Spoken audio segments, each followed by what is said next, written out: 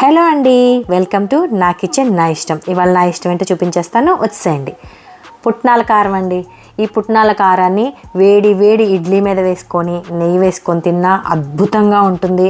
అలాగే గుత్తి వంకాయ కారం చేసుకోవాలనుకున్నప్పుడు, ఎక్కువ స్పైసెస్ వద్దు అనుకున్నప్పుడు ఇలా కూడా చేసుకోవచ్చు. కాకరకాయ కారం చేసుకోవచ్చు. ఇవన్నీ నా ఫేవరెట్ అండి.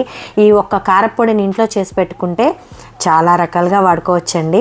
ఒకసారి మీరు కూడా ట్రై చేయండి, చాలా బాగుంటుందండి. మీరు ఒట్టిదిగా అన్నంలో వేసుకొని నెయ్యి వేసుకొని తిన్నా కూడా బాగుంటుంది.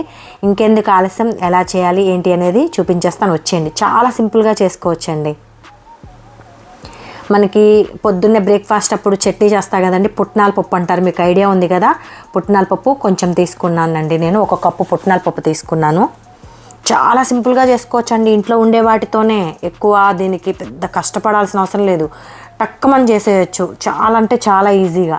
మన టేస్ట్కి తగ్గట్టు కొంచెం ఉప్పు అండి. మీరు ఒకసారి ట్రై చేయండి, బాగుందో లేదో నాకు కామెంట్ చేసి చెప్పండి ఎంత ఈజీగా చేసుకోవచ్చు అనేది. పుట్నాల పప్పు వేసాను, కొంచెం మన టేస్ట్కి తగ్గట్టు సాల్ట్ వేసాను. మీరు సాల్ట్ కొంచెం ఫస్ట్ తక్కువ వేసుకొని, చాలకపోతే లాస్ట్లో అయినా కలుపుకోవచ్చు. జీలకర్ర అండి, జీలకర్ర కొంచెం ఒక 2 టేబుల్ స్పూన్లు 3 టేబుల్ స్పూన్ల దాకా పడుతుంది. జీలకర్ర, ఈ చిన్నులపాయ ఫ్లేవర్ అనేది కొంచెం ఎక్కువ ఉండాలి. అలాగే కొంచెం పసుపు వేసానండి, కలర్గా ఉండటం కోసం. ఇది మనకి ఒక 3-4 నెలల వరకు కూడా స్టోర్ చేసి పెట్టుకోవచ్చండి, పాడవదు, ఏమి చక్కగా ఉంటుంది. మనకి మార్కెట్లో ఎండు కొబ్బరి పౌడర్ దొరుకుతుంది కదండి, పౌడర్ తెచ్చుకొని నేను ఉంచుకుంటానండి, నాకు దేనికన్నా వాడటానికని చెప్పేసి. అది కూడా ఒక 1/2 కప్పు లేదా కప్పు వేసుకున్నాను. దానికి తగ్గట్టు మీకు కారానికి తగ్గట్టు, మీరు స్పైసీ ఎంత స్పైసీ అయితే తింటారో అంత కారం కూడా వేసుకోండి. వేసుకొని మిక్సీ పట్టేయడమేనండి.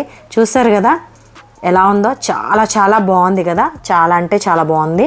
ఇంకా మీరు ఇందులో కావాలి అంటే కొంచెం కరివేపాకుని వేయించుకొని ఆరపెట్టి అది కూడా వేసుకోవచ్చు. నేను ఇక అది ఏం వేయలేదండి. అలా ఒకసారి నేను తిప్పేసిన తర్వాత, ముందే వేసుకోకూడదండి చిన్నులపాయని.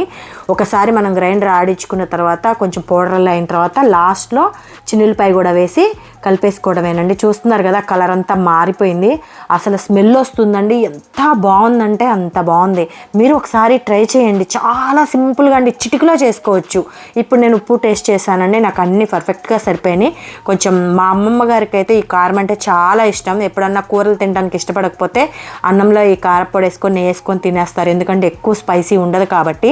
వేడి వేడి ఇడ్లీల్లో, అలాగే ఆవిటి కుడుముల్లో పైన ఇది జల్లుకొని నెయ్యి పోసుకొని తింటే కూడా చాలా బాగుంటుందండి. అలాగే గుత్తి వంకాయ కారానికి, కాకరకాయ కారానికి కూడా నేను ఈ పౌడర్ వాడతాను, అది మీకు నెక్స్ట్ వీడియోలో చూపిస్తాను.